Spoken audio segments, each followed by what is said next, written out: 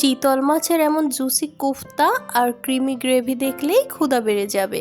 আসসালামু আলাইকুম everyone, welcome back my channel sisters diaries. আজকে আপনাদের সাথে শেয়ার করব চিতল মাছের কোফতা কারি, যেটা স্বাদ একবার খেলেই বারবার মনে পড়বে। চলুন তাহলে শুরু করা যাক। চিতল মাছের কোফতা কারির জন্য প্রথমেই আমি এখানে বড় দেখে এক পিস চিতল মাছ নিয়ে নিয়েছি।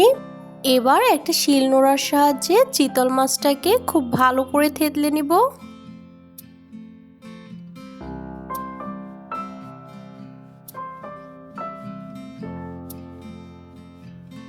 মাছটা থেতলে নেওয়া হয়ে গেলে এবার কাঁটাগুলো ছাড়িয়ে মাছটাকে একটা মিক্সিং বলে তুলে নেব।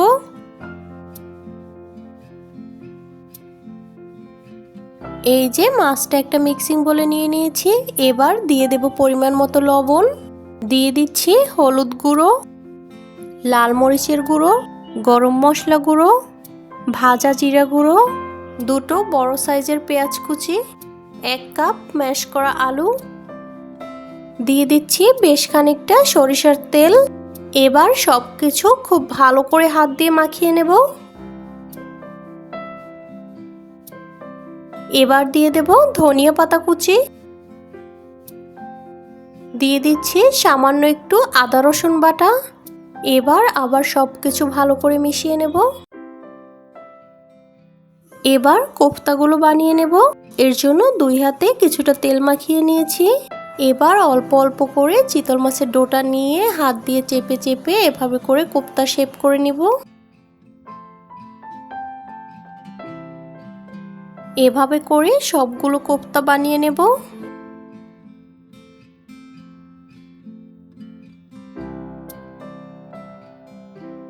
এই যে সবগুলো কোফতা কিন্তু বানানো হয়ে গেছে।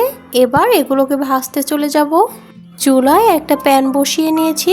এবার বেশ খানিকটা রান্নার তেল দিয়ে দেব। তেলটা গরম হয়ে আসলে এক এক করে কোফতাগুলো তেলের মধ্যে দিয়ে দেব।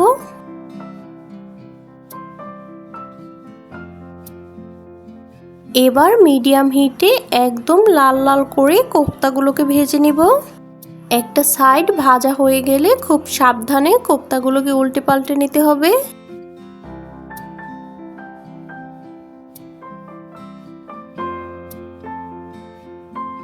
কোফতাগুলো কিন্তু ভেজে নেওয়া হয়ে গেছে। এ পর্যায়ে তেল থেকে তুলে নেব।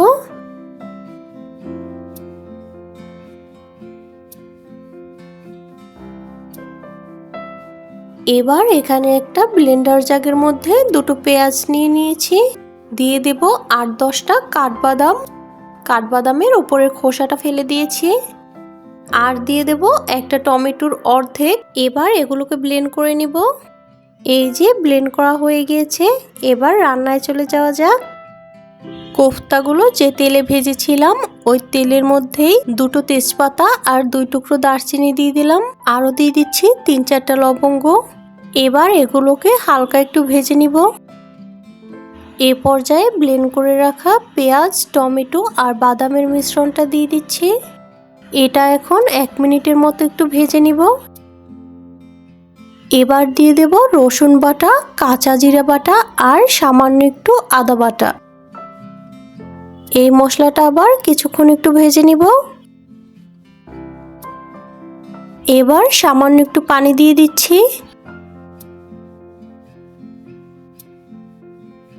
এবার দিয়ে দেব লবণ, হলুদ গুঁড়ো, লাল মরিচের গুঁড়ো আর সামান্য একটু গরম মশলা গুঁড়ো। এবার এই মশলাটাকে কিছুক্ষণ একটু কষিয়ে নেব। এই তো 2 থেকে 3 মিনিটের মতো। মশলাটা কষানো হয়ে গিয়েছে। এ পর্যায়ে বেশ কিছুটা পানি দিয়ে দেব। এবার মশলাটা একটু নেড়ে চেড়ে নিব। পানিটা যখন ফুটে আসবে ওই পর্যায়ে ভেজে রাখা কোফতাগুলো দিয়ে দেব। কোফতাগুলো দিয়ে একটু নেড়ে চেড়ে নিব। এরপরে এটাকে ঢাকনা দিয়ে ঢেকে 3 থেকে 4 মিনিটের মতো রান্না করে নেব। 3-4 মিনিট পরে ঢাকনাটা খুলে এবার দিয়ে দেব কিছু ধনিয়া পাতা কুচি। ধনিয়া পাতা কুচিটা দিয়ে এবার ঢাকনা দিয়ে ঢেকে এটাকে মিডিয়াম হিটে আরও 2 মিনিটের মতো রান্না করে নেব। তাহলেই তৈরি হয়ে যাবে মজাদার স্বাদের চিতল মাছের কোফতা কারি।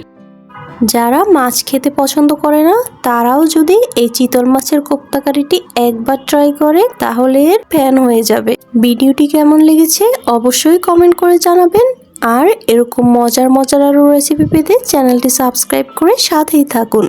আজকের মতো এ পর্যন্ত, আল্লাহ হাফেজ।